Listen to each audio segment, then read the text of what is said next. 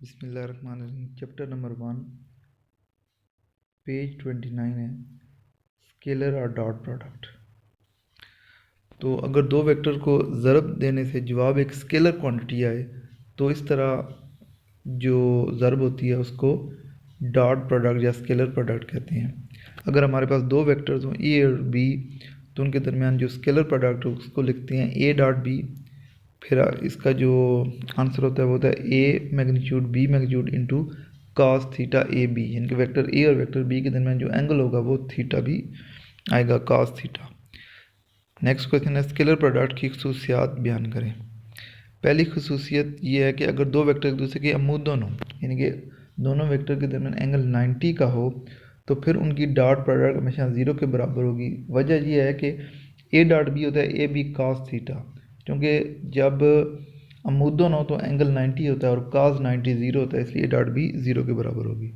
Number 2, अगर दो vector एक दूसरे के पैरेलल हों, पैरेलल का मतलब है एंगल 0 और कॉस 0 1 होता है, तो इसका मतलब ए डॉट बी का आंसर ए बी हो जाएगा। तो उनके डॉट प्रोडक्ट की वैल्यू उनके मैग्नीट्यूड के आंसर के बराबर होगी। ठीक है, कॉस थीटा 1 हो जाएगा। तीसरी प्रॉपर्टी ये है कि डॉट प्रोडक्ट जो है वो कम्यूटेटिव लॉ को ओबे करती है, A dot B is equal to B dot A होता है। Number 4, dot product associative law को भी ओबे करती है। एसोसिएटिव लॉ 3 वेरिएबल पर मुश्तमिल होता है, A dot B dot C, B dot C bracket के अंदर होगा और दूसरी तरफ ए डॉट बी ब्रैकेट के अंदर होगा डॉट सी, ये होगा associative law. Property number 5, dot product जो डिस्ट्रीब्यूटिव लॉ है उसको भी ओबे करता है। डिस्ट्रीब्यूटिव लॉ होता है A dot B plus C, A dot B plus C, दूसरा ओपन कर दें A dot B plus A dot C हो जाएगा। नंबर 6, किसी वेक्टर का अपने आप से डॉट प्रोडक्ट लिया जाए तो जब अगर वेक्टर ए होगा उसका वेक्टर ए से जब डॉट लेंगे तो सेम वेक्टर हैं, सेम डायरेक्शन होगी तो एंगल 0 होगा और कॉस 0 हमें पता है 1 है, तो इसमें ए डॉट ए का आंसर होगा ए, तो वो ए स्क्वायर हो जाएगा।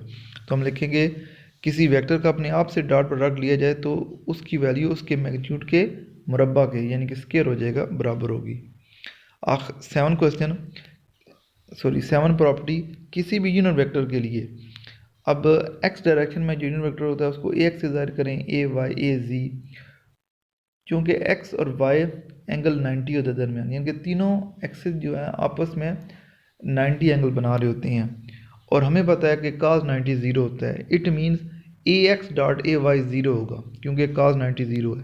इसी तरह ए वाई ए जी के ए जी ए एक्स, यानी कि जो तीन ये पेयर बनते हैं ना, तीनों का आंसर 0 के बराबर होगा।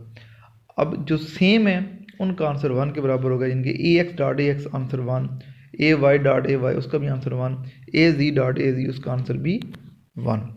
नेक्स्ट क्वेश्चन है स्केलर प्रोडक्ट की एप्लीकेशन तहरीर करें कि स्केलर प्रोडक्ट कहाँ यूज़ हो सकती है।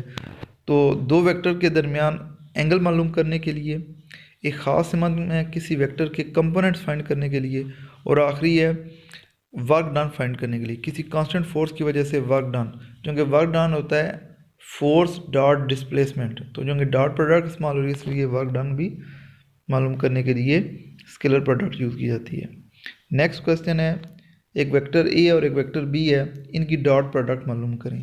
तो ऊपर भी हम पढ़ चुके हैं कि ए डॉट बी जब हम निकालेंगे तो ए के 3 कंपोनेंट्स हैं, पहला एक्स डायरेक्शन में, फिर वाई डायरेक्शन में और फिर जी डायरेक्शन में, यानी कि ये अगर हम इसको ओपन कर लिखें तो ये बनता है -2 I unit vector plus 3j -4 के, इसी तरह दूसरा।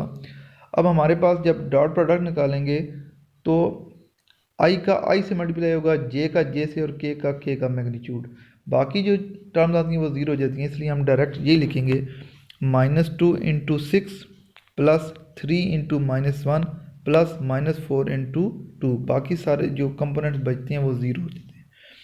तो -2 × 6 -12, 3 × -1 -3, -4 × 2 वो -8, तो -12 -3 -8 15 और 23 -23 आ जाता है आंसर।